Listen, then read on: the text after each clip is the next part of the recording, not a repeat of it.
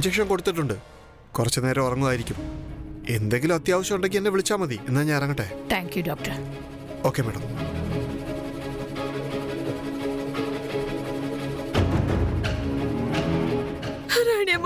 റാണിയമ്മ please, ഞാൻ ഒരു തവണ അവന്റെ അടുത്ത് വന്നിരുന്നോട്ടെ പ്ലീസ്. എന്നെ അവന് കേൾക്കാൻ പറ്റും.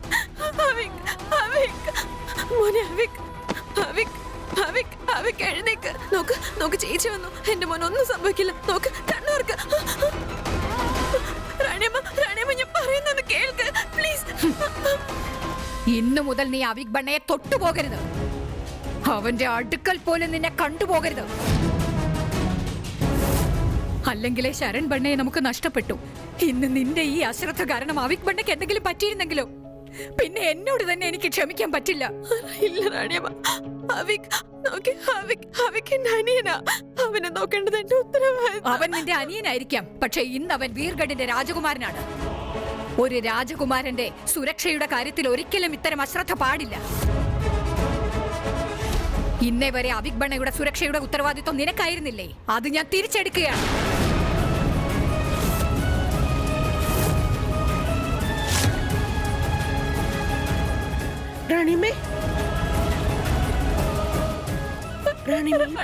മുന്നേ തന്നെ ഉത്തരവാദിത്തം ഏറ്റെടുക്കാൻ കഴിയില്ലായിരുന്നു. പക്ഷേ റാണിയമ്മ അവസരം തരികയാണെങ്കിൽ ഞാൻ അവിക് ബണ്ണയുടെ ഉത്തരവാദിത്തങ്ങൾ ഏറ്റെടുക്കാൻ തയ്യാറാണ്.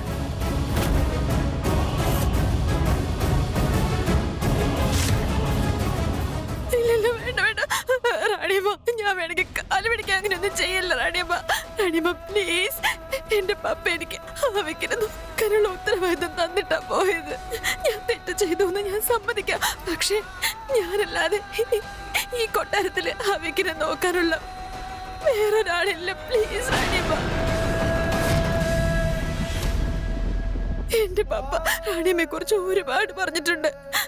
റാണിയമ്മ പപ്പയ്ക്ക് ശാസ്ത്രവും സമ്പ്രദായങ്ങളും എല്ലാം പഠിപ്പിച്ചു കൊടുത്തിട്ടുണ്ടെന്ന്. അതുപോലെ തന്നെ അവിക്ക് വളരേണ്ടതും അങ്ങനെ തന്നെയാ റാണിയമ്മ. അത് മാത്രല്ല, റാണിയമ്മയെ കണ്ട് ഞാനും പതുക്കെ പഠിച്ചോളാം. ഇവളെപ്പം നോക്കിയാലും മുത്തശ്ശിയുടെ മനസ്സ് മാറ്റാനായിട്ട് റെഡി ആയിരിക്കാണല്ലോ. പ്ലീസ് റാണിയമ്മ, പ്ലീസ്. ശരി, ഇന്നു മുതൽ അവിക് ബണ്ണയുടെ എല്ലാ ചുമതലകളും ഞാൻ ഏറ്റെടുക്കുകയാണ്.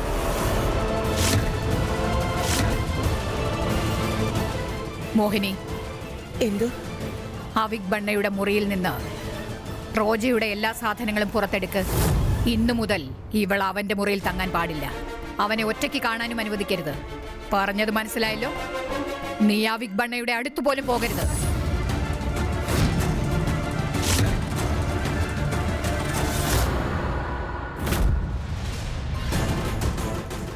ഇതെങ്ങനെയാ സംഭവിച്ചത്? ഈ വട്ടവും ഞാൻ തോറ്റു പോവുകയാണോ ഇന്ന്?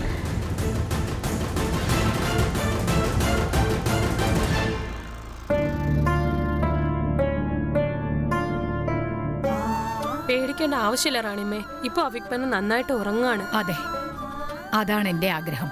അവിക് ബണ്ണ ഇനി അവന്റെ ജീവിതത്തിൽ സമാധാനത്തോടെ ഇരിക്കണം. ഭഗവതിയുടെ വലിയ അനുഗ്രഹമാണ്.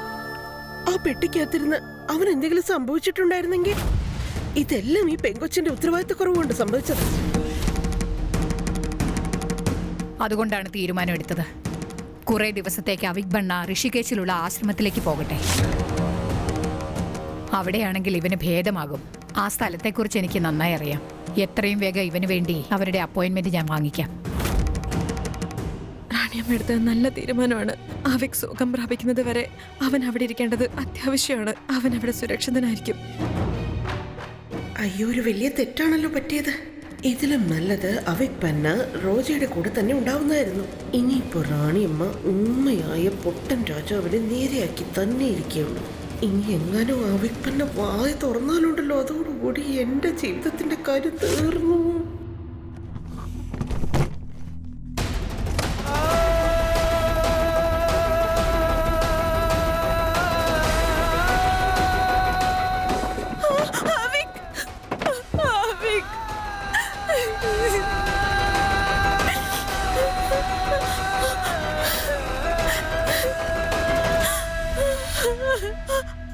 I miss you, Mommy. Papa. I'm so sorry. I'm so sorry. I'm so sorry. ഞാൻ തന്ന വാക്ക് പാലിച്ചില്ല അമ്മ. I'm so sorry.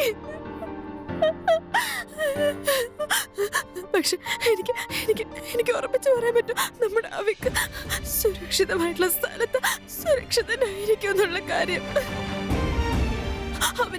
അവനിനി ഒന്നും സംഭവിക്കില്ല. അവനും അപ്പയെ പോലെ നല്ല രീതിയിൽ വളർന്നു വരും. എനിക്ക് റാണിയമ്മേ പൂർണ്ണ വിശ്വാസമുണ്ട് പപ്പ. അവന് നല്ല ട്രീറ്റ്മെന്റ് കൊടുത്ത് അവനെ പെട്ടെന്ന് തന്നെ സുഖപ്പെടുത്തും, അത് ഉറപ്പാ. നിങ്ങൾ രണ്ടുപേരും അവനെ കുറിച്ച് ആലോചിച്ച് വിഷമിക്കണ്ട.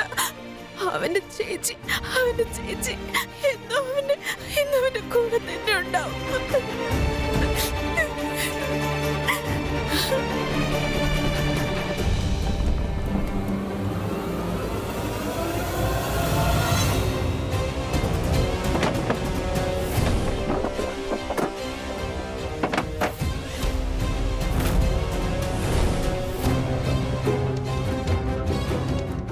ഈ പെട്ടി എന്തിനാ ഇവിടെ വെക്കുന്നത്? അതിപ്പോ പെട്ടി എപ്പോഴും ഇവിടെ തന്നെയല്ലേ വെക്കുന്നേ. അവിടെ ആരാ കൊണ്ടുവച്ചെന്ന് എനിക്കറിയത്തില്ല.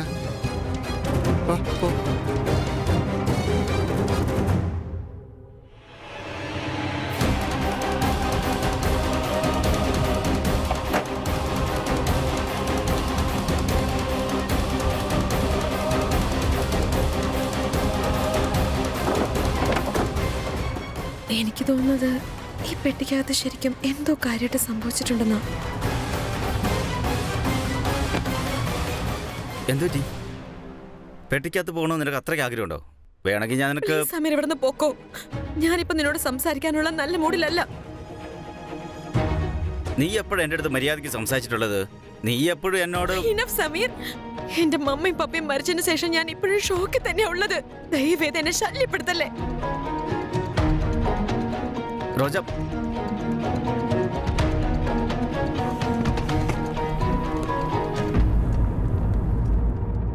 നീ വളരെ വലിയ തെറ്റാണ് ചെയ്തത്. അവിക് ബന്നയെ പെട്ടിയിൽ ഒളിപ്പിക്കുന്നതിന് മുമ്പായിട്ട് അവന്റെ കഴുത്ത് തിരിച്ചിരുന്നെങ്കിൽ ഇന്നിത് സംഭവിക്കില്ലായിരുന്നു. ഇപ്പൊ ഈ ചെറിയ പാക്കറ്റ് ഋഷികേശിൽ പോയില്ലായിരുന്നെങ്കിൽ ഒരു പക്ഷെ അവര് ശബ്ദം തിരിച്ചു കിട്ടി എല്ലാ സത്യങ്ങളും വിളിച്ചു പറഞ്ഞാൽ പിന്നെ നിന്റെ തലയും അതോടൊപ്പം എന്റെ തലയും. എന്ത് സത്യമാണ് ഞാൻ പറഞ്ഞത് അച്ഛാ?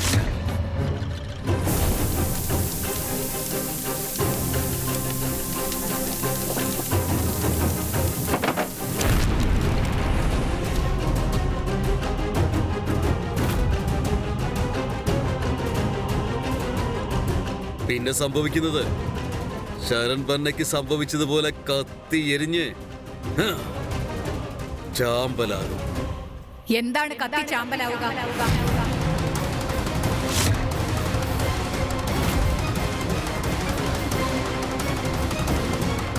എന്തോ കത്തി ചാമ്പലാകുമെന്നൊക്കെ പറയുന്നത് കേട്ടല്ലോ.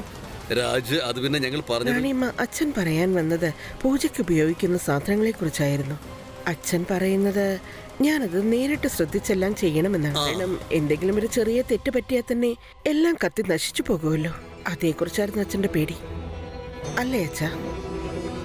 ആ, മോഹിനി പറഞ്ഞത് ശരി തന്നെയാണ്. അതും ശരി തന്നെ. എന്ത് പറ്റി റാണിമ? നിങ്ങളെന്തോ വലിയ ടെൻഷനിലാണെന്ന് തോന്നുന്നു. അതെ, നാളെ അവിക് ബണ്ണയെ ഋഷികേശിലേക്ക് ട്രീറ്റ്മെന്റിനായി കൊണ്ടുപോകണം. അങ്കിത് എന്നൊരു സ്പെഷ്യലിസ്റ്റ് ഉണ്ട്. അദ്ദേഹം അമേരിക്കയിൽ നിന്ന് തിരിച്ചു വന്നിട്ടില്ല. അദ്ദേഹം തിരിച്ചു വരാൻ ഒരു 15 ദിവസം ആകുമെന്ന്. അതുകൊണ്ട് അവിക് ബണ്ണയുടെ ട്രീറ്റ്മെന്റ് നീണ്ടുപോയിക്കൊണ്ടിരിക്കുക. അത് പിന്നെ രാജ്, നീ ഇങ്ങനെ വിഷമിക്കണ്ട. അവിക് ബന്ന പെട്ടെന്ന് തന്നെ സുഖമാകും. നന്നായി, ഞാൻ അവിക് ബണ്ണയെ കണ്ടിട്ട് വരാം. എന്തായാലും നീ അത് വളരെ നന്നായി കൈകാര്യം ചെയ്തു, അതുകൊണ്ട് രക്ഷപ്പെട്ടു. ഒരു സെക്കൻഡ് ഞാൻ വല്ലാതങ്ങ് പേടിച്ചു പോയി. രാജ് നമ്മുടെ എല്ലാ കാര്യങ്ങളും മനസ്സിലാക്കിയോ എന്ന്. ഏത് രഹസ്യം? അവിക് ബന്ന സംസാരിക്കാൻ തുടങ്ങിയാൽ അത്രയ്ക്ക് എന്ത് അപകടം നിങ്ങൾക്കുള്ളത്? അങ്ങനത്തെ എന്ത് രഹസ്യമാണുള്ളത് ഞാൻ ഇതുവരെ അറിയാത്തതായിട്ടൊന്ന്?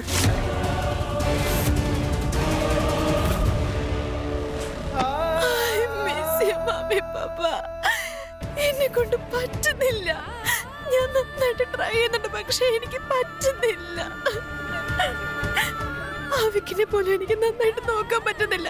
അവന്റെ മനസ്സിൽ ഓരോ സെക്കൻഡും പേടിയുണ്ടായിക്കൊണ്ടിരിക്കുക. പിന്നെ എന്റെ റെസ്പോൺസിബിലിറ്റികൾ നോക്കാൻ പറ്റാതെ ഞാൻ ഫെയിലായി പോകുന്ന പേടിയാവുന്നു. എന്തിനാ എന്നെ ഇട്ടേച്ച് പോയത്? എന്തിനാ? എനിക്ക് നിങ്ങളുടെ സാമീപ്യം വളരെ അത്യാവശ്യം പപ്പ. അമ്മ, എനിക്ക് പപ്പയുടെ സഹായം വേണം പപ്പ. എനിക്കൊന്നും ചെയ്യാൻ പറ്റുന്നില്ല. പ്ലീസ് ഹെൽപ്പ് ചെയ്യ് പപ്പ. പ്ലീസ് പപ്പ, എന്നെ ഹെൽപ്പ് ചെയ്യ്. പ്ലീസ് എന്നെ ഹെൽപ്പ് ചെയ്യ്. അമ്മയും അച്ഛനില്ലാത്തതിൻ്റെ വേദന എങ്ങനെയുണ്ടെന്ന് എനിക്ക് നന്നായിട്ടറിയാം റോജ.